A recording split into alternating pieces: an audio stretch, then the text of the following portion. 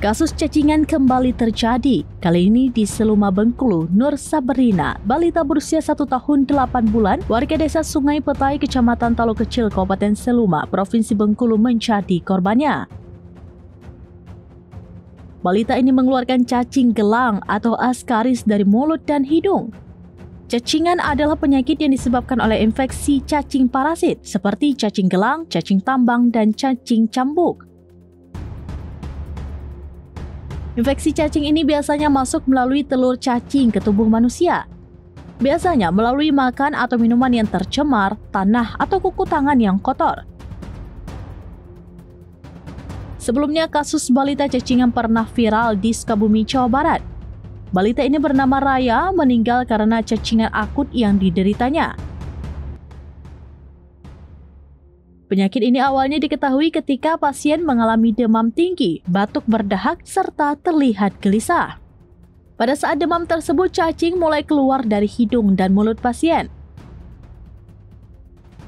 Direktur RSUD Thais menuturkan, penyebab pasien terjangkit penyakit cacing ini berkaitan dengan pola hidup yang tidak sehat.